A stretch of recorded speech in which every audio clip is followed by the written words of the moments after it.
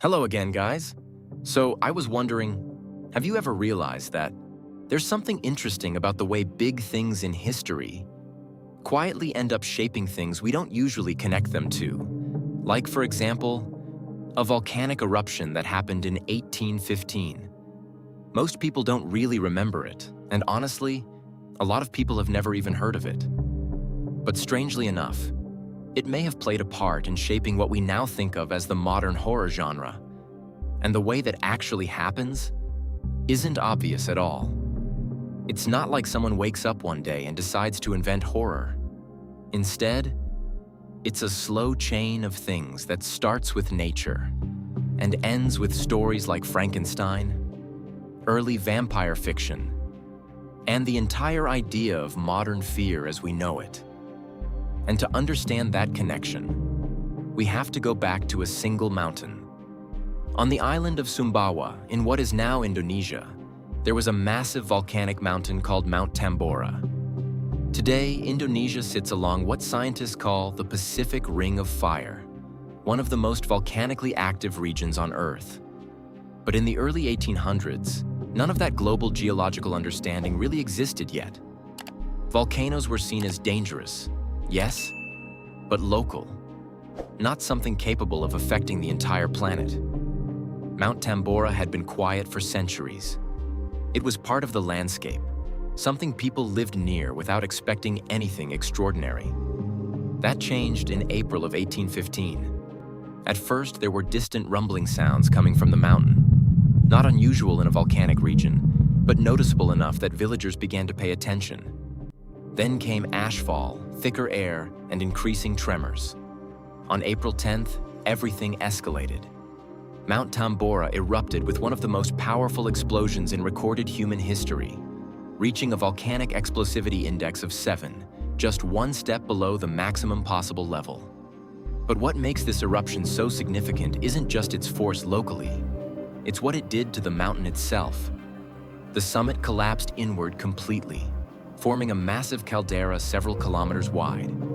And then something even more important happened. The ash didn't stay there. It rose into the upper atmosphere, into layers of air that move across the entire planet. And from there, it spread globally. Within weeks, people far from Indonesia began noticing something strange. The sky itself looked different. Sunsets became unusually vivid. Deep reds, glowing oranges, skies that looked almost unreal. In Europe, artists began capturing these dramatic skies in their paintings, not as symbolism, but because that's what they were actually seeing. At the same time, the sun sometimes appeared dimmer, as if something invisible was filtering its light. But nobody understood why. In 1815, there was no global communication system. No way to connect atmospheric changes in Asia to sky changes in Europe or America. So the world experienced the same phenomenon. Completely unaware it was connected. What was forming in the atmosphere was a layer of volcanic aerosols, tiny particles of sulfur compounds that reflected sunlight back into space. And slowly, the planet began to cool. Not dramatically overnight, but enough to disrupt weather systems across the globe. And this led to 1816 becoming known as the year without a summer. In Europe, especially in places like France, Switzerland, and the British Isles, the weather became deeply unstable. Summer months brought cold winds, constant rain, and even frost. Historical records from farmers describe something almost impossible. Snow in June and July in certain regions. Crops failed repeatedly. Wheat fields that should have been ready for harvest were destroyed by sudden cold snaps. Livestock died due to lack of food. Food prices rose sharply. Entire regions experienced economic and agricultural collapse. In North America, particularly New England, similar reports appeared. Frost during summer months, something that should not have been possible under normal climate conditions. But the most important impact wasn't just physical, it was psychological. When agriculture collapses, life contracts, travel slows, work disappears. People are forced indoors for long periods, often during constant storms and cold weather. And in those conditions, something shifts in human behavior. Stories become more important, especially strange stories, ghost stories, supernatural stories, early forms of what we now recognize as horror. And that brings us to one of the most important gatherings in literary history.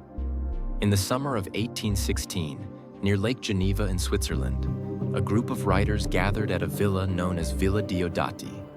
The villa was rented by Lord Byron, a British poet who was already one of the most famous literary figures in Europe.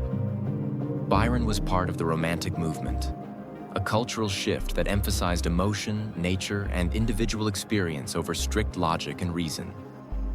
With him was Mary Shelley, a young writer who was not yet famous, but would later become one of the most important authors in literary history. She was traveling with Percy Bysshe Shelley, another major Romantic poet known for his radical political ideas and emotional writing. Also present was John Polidori, Byron's personal physician, who studied medicine and later became one of the early figures in vampire fiction. That summer, the weather around Lake Geneva was unusually cold and stormy. Rain was constant. The group spent much of their time indoors, unable to travel or enjoy the outdoors.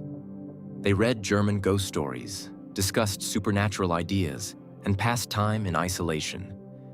Eventually, Byron suggested something simple. Each of them should write their own ghost story. And at the time, it probably didn't feel important at all.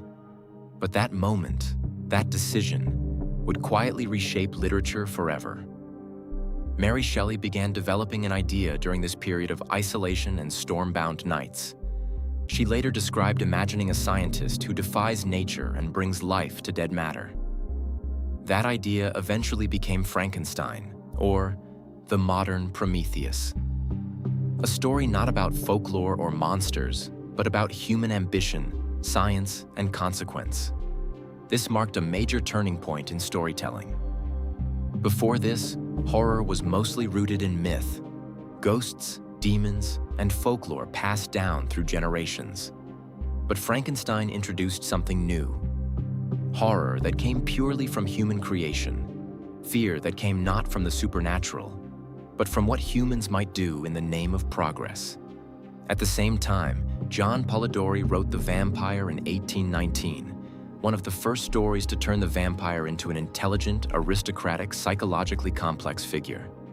This became the foundation for modern vampire fiction. So, in a single stormy summer, indirectly caused by a volcanic eruption on the other side of the world, the foundations of modern horror were quietly formed. But the real impact goes even deeper. Because what Tambora ultimately changed wasn't just weather or agriculture. It changed how people experienced the world. For the first time in living memory, large populations experienced environmental instability without explanation. The sky looked unfamiliar. Seasons became unreliable. Nature felt unpredictable. And when that happens, storytelling changes. Fear stops being just about monsters in the dark. It becomes about uncertainty itself.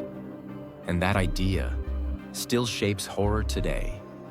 Modern horror, whether in films, books, or games, still carries the legacy of that shift.